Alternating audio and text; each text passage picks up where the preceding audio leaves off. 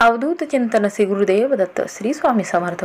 नमस्कार मंडळी, स्वागत आहे तुमचं मराठी यूट्यूब चॅनलमध्ये। स्वामींच्या कृपेने तुमचा दिवस आनंदात जाओ हीच मी स्वामींच्या चरणी प्रार्थना करते आणि आजच्या नवीन व्हिडिओला सुरुवात करूया। 21 जुलै वार आहे रविवार। या दिवशी आलेली आहे गुरुपौर्णिमा। आपल्या सर्व भक्तांसाठी स्वामींची सेवा करण्यासाठी हा अत्यंत महत्त्वाचा दिवस आहे। गुरुपौर्णिमा आपल्या गुरुची सेवा करण्यासाठी अत्यंत महत्त्वाचा दिवस म्हटला गेलेला आहे।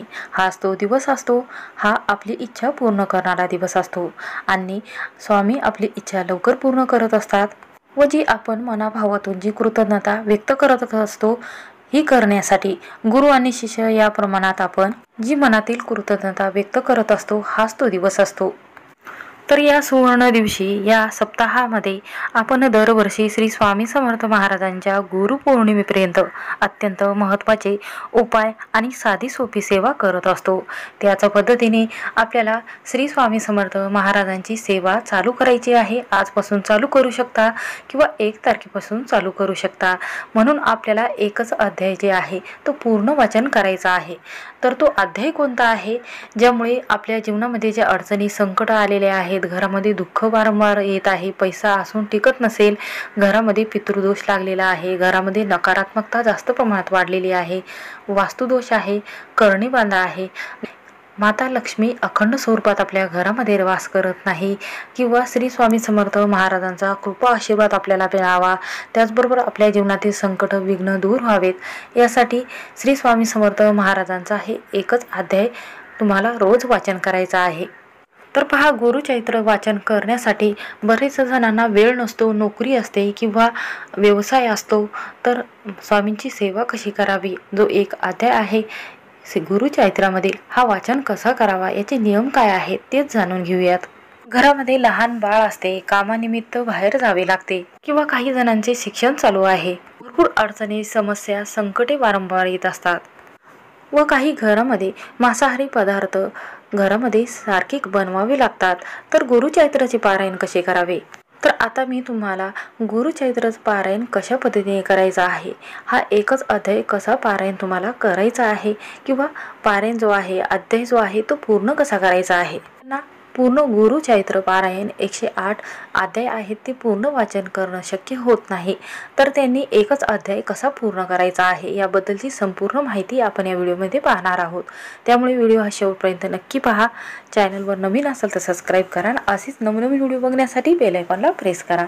जेव्हा मी नवीन व्हिडिओ अपलोड करेन त्याचं नोटिफिकेशन सर्वात अगोदर तुम्हाला भेटेल आणि तुम्ही एक पण व्हिडिओ मिस करणार नाही। तर पहा, जी मी सेवा तुम्हाला सांगणार आहे तर बरेच जणांनी ही सेवा केलेली असेल, तर ही जी सेवा आहे ती तुम्ही रोज करू शकता। तर पहा, आपल्याला संकल्प घ्यायचा आहे, त्यानंतर आपल्याला अध्याय वाचन चालू करायचं आहे गुरुचरित्रामधील आणि तुमच्या मनातील जी काही इच्छा आहे ती लवकरात लवकर पूर्ण होण्याकरिता।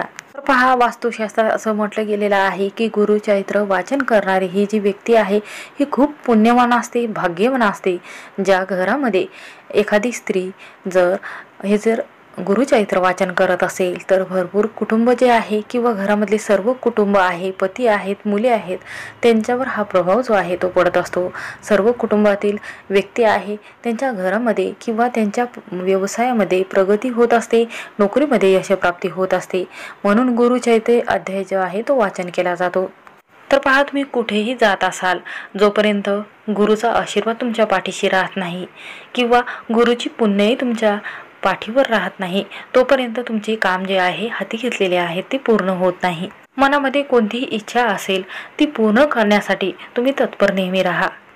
तर पहा, तुम्ही मनामध्ये कोणताही विचार न करता जर गुरुचरित्रामधील हे एकच अध्याय पूर्ण वाचन जर तुम्ही करत असाल तर कोणतीही अडचणी दुःख वारंवार येत असेल तर ते दूर होतात, असा भरपूर जणांचा अनुभव आहे आणि त्यांची इच्छा देखील पूर्ण झालेली आहे। मन स्थिर राहत नाही, घरामध्ये तुम्हाला तुमचं मन जे आहे ते एकाग्र राहत नसेल, घरामध्ये मानसिक संतुलन बिघडलेलं असेल, घरामध्ये पैसा तुमच्या हातामध्ये येत नसेल, घरातील जी व्यक्ती आहे ती चांगली बोलत नसेल, घरामध्ये तुम्ही एकटे पडलेले असाल, पैसा नसेल, आजारी व्यक्ती पडलेला असेल किंवा घरामध्ये जे मुलं आहे त्याचं लग्न झालेलं नाही, मुली असेल त्याचे लग्न झालेले नाही किंवा मुलगा असेल त्याला संतान प्राप्ती होत नसेल, कोणतेही तुमचं कर्ज जे आहे ते भरपूर वाढलेलं आहे, घरामध्ये वास्तुदोष झालेला आहे.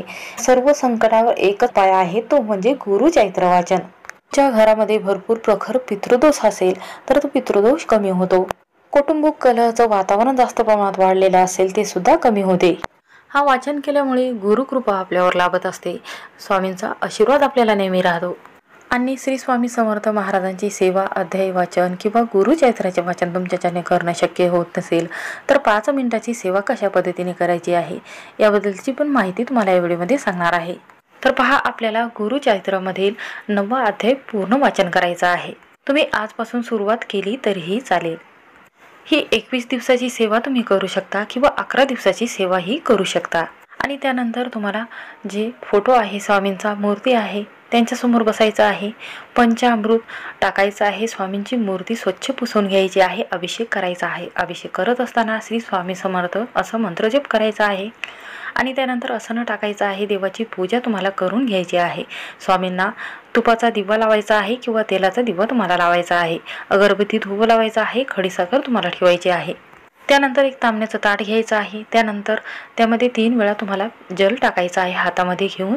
आणि त्यानंतर तुमचं गोत्र असेल, तुमचं नाव असेल ते बोलायचं आहे. आणि हे जे जल आहे हे तांब्यामध्ये तुम्हाला सोडायचं आहे. आणि त्यानंतर तुम्ही 7 दिवसाची सेवा करत असाल किंवा 21 दिवसाची सेवा करत असाल, जेवढी सेवा तुम्ही करत असाल तेवढं तुम्हाला स्वामींना सांगायचं आहे. आणि तुमच्या मनातील जी काही इच्छा आहे ती स्वामींना तुम्हाला सांगायची आहे.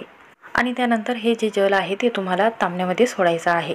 असं 3 वेळा तुम्हाला करायचं आहे. आणि त्यानंतर हे जे जल आहे हे तुळशी माताला सोडून तुम्हाला दुसऱ्या झाडाला अर्पण करायचं आहे. जर तुम्ही सकाळी पूजा करत असाल तर गुरुचैत्रामधील हा जो 9वा अध्याय आहे हा तुम्हाला सकाळी किंवा संध्याकाळच्या वेळी वाचन करायचा आहे. संकल्प घेत असताना तुम्हाला संध्याकाळच्या वेळेत जर होत असेल तर संध्याकाळच्या वेळी सांगावी, नाहीतर सकाळच्या वेळी तुम्हाला स्वामींना सांगायची आहे. दोन्हीतून एकच वेळ तुम्हाला निश्चित करायची आहे. तर पहा, तुम्हाला एकच चुकीची पद्धत करायची नाही. तर पहा, तुम्हाला एका नियमांचं पालन करायचं आहे. ते म्हणजे 12 ते 3:30 4 वाजेपर्यंत तुम्हाला ही सेवा करायची नाही. कारण ही जी वेळ आहे श्री गुरुदेव दत्त यांच्या भिक्षा मागण्याची वेळ असते. त्यामुळे या वेळेत तुम्ही ही जी सेवा आहे ती करू नका. कारण या वेळेत जर सेवा केली तर त्याचं योग्य ते फळ तुम्हाला मिळणार नाही. श्री स्वामी समर्थ महाराजांची गुरुपौर्णिमा 21 जुलैला आहे, रविवार आहे. या दिवसापर्यंत तुम्ही ही सेवा करू शकता. ही जर सेवा तुमच्याच्याने 21 दिवस पूर्ण झाली नाही तर अडचण आली असेल, मासिक पाळी आली असेल, सुतक पडलेले असेल तेवढे दिवस सोडायचे आहे. आणि जेवढे दिवस सोडलेले आहेत तेवढेच दिवस पूर्ण जे आहे पुढचे धरायचे आहेत. आणि हे जे 21 दिवस आहे हे पूर्ण अध्याय वाचन तुम्हाला करायचे आहे.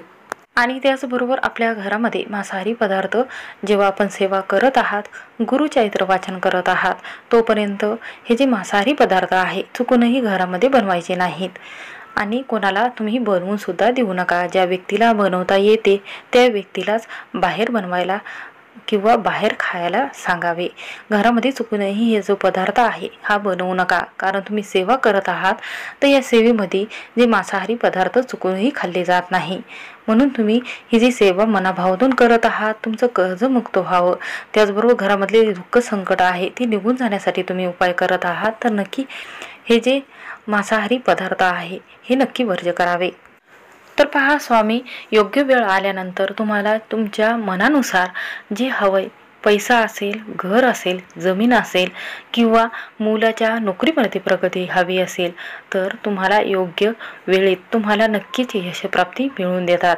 तर पहा, बरीच सेवा तुम्ही केलेली असेल तर तुम्हाला ही गोष्ट का नाही मिळाली, तर पहा, त्या सेवेचं किंवा तुम्ही जी उपाय केलेले आहात, सेवा केलेली आहे त्याचं पूर्ण फळ जे आहे ते तुम्हाला शेवटी मिळणार आहे. त्यापेक्षा जे तुम्ही मागितलं नाही त्यापेक्षा दुपटीने तुम्हाला मिळणार आहे. म्हणून ही जी सेवा आहे, उपाय केलेला आहे, याचं लगेचच फळ तुम्हाला मिळालं नाही. यामुळे स्वामींवर विश्वास हा पूर्ण ठेवावा. आणि हा अध्याय जो आहे हा रोज तुम्हाला वाचन करायचा आहे. अशा पद्धतीने नक्की वाचन करा.